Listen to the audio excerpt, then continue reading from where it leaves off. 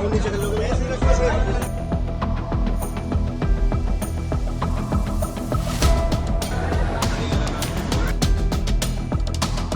गाजियाबाद के खोड़ा में हुए सूर्य हत्याकांड सिर्फ दो पक्षों की आपसी दुश्मनी थी, या फिर इसके पीछे एक ऐसा क्रिमिनल नेटवर्क था जिस पर अब तक प्रशासन की नजर ही नहीं गई थी?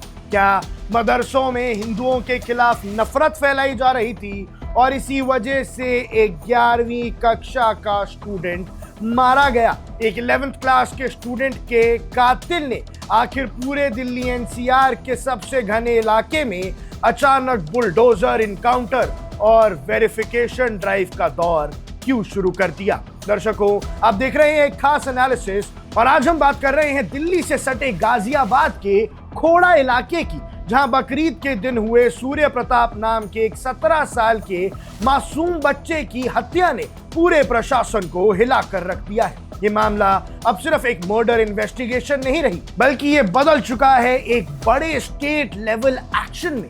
एक तरफ हत्याकांड का मेन अक्यूज्ड असाद पुलिस इनकाउंटर में ढेर हो चुका है, तो दूसरी तरफ खोड़ा की गलियों में भारी पुलिस फोर्स के साथ ड्रोन उड़ रहे हैं, मेटल डिटेक्टर्स से घरों की तलाशी हो रही है और 3 इलीगल मदरसों को सील करके उनकी बिजली का कनेक्शन काट दिया गया है। इतना ही नहीं दोस्तों, आरोपी के घर पर बुलडोजर चलने की तैयारी भी पूरी हो चुकी है और आज की इस वीडियो में हम एक जर्नलिस्ट की नजर से इस पूरे घटनाक्रम के पन्नों को पलटेंगे और समझेंगे कि सूर्य हत्याकांड के बाद गाजियाबाद में आखिर चल क्या रहा है। कहानी शुरू होती है बकरीद के दिन से, जब खोड़ा में रहने वाले 11वीं क्लास के सूर्य प्रताप की बेरहमी से हत्या कर दी जाती है। इस हत्या का मुख्य आरोपी था 19 साल का आजाद और जैसे ही ये खबर सामने आई, पूरे इलाके में तनाव फैल गया। सूर्य के परिवार का रो रो कर बुरा हाल था और जनता में गुस्सा था। कमिश्नरेट पुलिस तुरंत हरकत में आई और सैटरडे लेट नाइट असाद को वसुंधरा खोड़ा रोड पर घेरा गया। पुलिस के मुताबिक असाद गाजियाबाद से भागने की फिराक में था और अपने दोस्तों से पैसे लेने जा रहा था, और जब पुलिस ने उसे रोकने की कोशिश की तो उसने फायरिंग कर दी और जवाब में पुलिस ने भी गोली चलाई, जिसमें आजाद जख्मी हो गया और हॉस्पिटल में उसे डेड डिक्लेयर कर दिया गया। लेकिन कहानी यहाँ खत्म नहीं होती। आजाद के इनकाउंटर के बाद असली एडमिनिस्ट्रेटिव एक्शन तो अब शुरू हुआ है। भैया, मदरसों पे सीलिंग हो चुकी है और बुलडोजर की तैयारी है। ट्यूसडे को खोड़ा में एक बहुत बड़ा एक्शन देखने को मिला। पुलिस और रेवेन्यू डिपार्टमेंट की जॉइंट टीम ने इलाके में चल रहे 3 ऐसे मदरसों को आइडेंटिफाई किया जो कंप्लीटली इलीगल तरीके से ऑपरेटेड थे। प्रशासन ने बिना कोई वक्त गवाए इन तीनों मदरसों को सील कर दिया और मौके पर ही उनका बिजली कनेक्शन भी काट दिया। इसके साथ ही कई अन्य मदरसों पर नोटिस पेश किए गए। दूसरी तरफ असाद जहां रहता था, उस 2 मंजिला मकान पर अब प्रशासन का बुलडोजर चलने वाला है। मंडे सुबह ही प्रशासन की टीम ने ढोल नगाड़ों के साथ पूरे इलाके में मुनादी करवाई, यानी अनाउंसमेंट की। एसडीएम की तरफ से उस मकान के गेट पर एक सरकारी नोटिस भी चिपका दिया गया, जिसमें साफ लिखा था कि ये 50 गज का मकान गवर्नमेंट लैंड पर इलीगल कब्जा करके बनाया गया है। परिवार को 15 जून तक का वक्त दिया गया है मकान खाली करने के लिए, जिसके बाद इस मकान को गिरा दिया जाएगा। यानी इंसाफ इनकाउंटर पे नहीं रुका, पहले असाद का इनकाउंटर हुआ, फिर उसके घर पे बुलडोजर एक्शन की तैयारी हुई और भैया उस इलाके में अब 3 इलीगल मदरसों को भी बंद किया जाएगा। हालांकि इन्वेस्टिगेशन में यह भी सामने आया है कि यह मकान 6 महीने पहले किसी और को बेचा जा चुका है, पर रजिस्ट्री और दाखिल खरीद ना होने की वजह से प्रशासन इसे आरोपी की ही संपत्ति मानकर चल रहा है। भैया, 17,000 से ज्यादा क्रिमिनल्स का वेरिफिकेशन ड्राइव हो रहा है। एक जर्नलिस्ट के रूप में जब हम इस पूरे एक्शन को देखते हैं तो समझ आता है कि प्रशासन अब खोड़ा को क्रिमिनल से बिल्कुल साफ करना चाहता है। एडिशनल सीपी राजकरण नायर और डीएम रविंद्र कुमार मंदर के डायरेक्शन में एक मेगा वेरिफिकेशन ड्राइव भी शुरू हो गया है। खोड़ा समेत पूरे रूरल एरिया में 3 दिनों का स्पेशल कैंपेन चल रहा है, जिसमें कुल 17,174 क्रिमिनल्स की कुंडली खंगाली जा रही है। सिर्फ खोड़ा इलाके के ही 600 क्रिमिनल्स और 14 हिस्ट्री शीटर्स को पुलिस ने अपने रडार पर लिया है।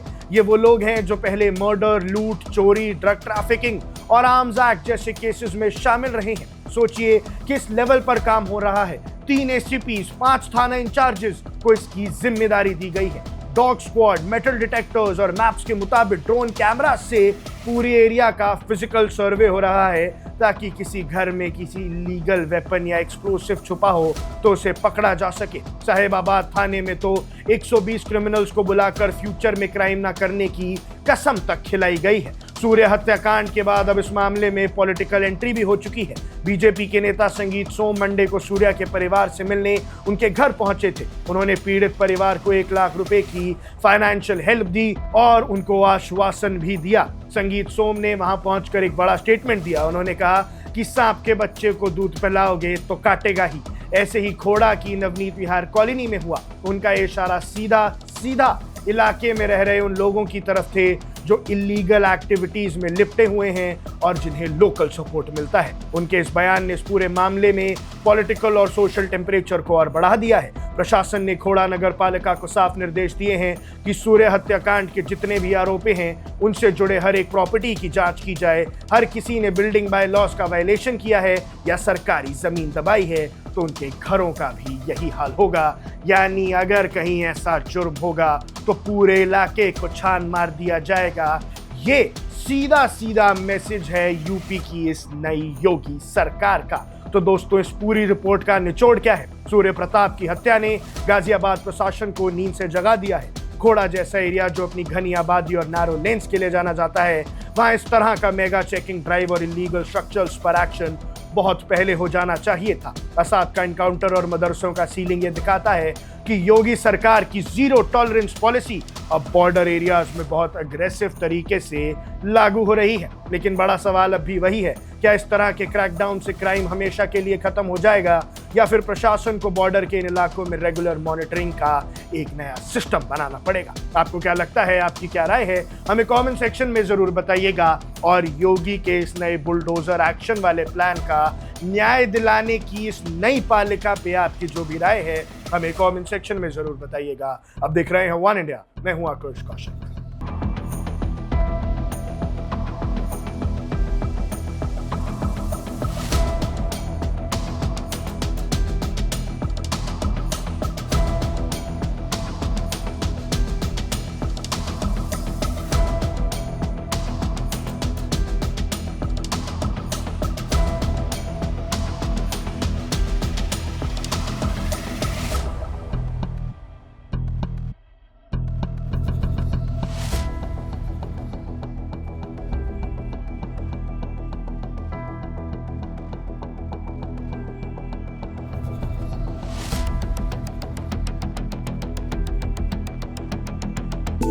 Download the One India app now.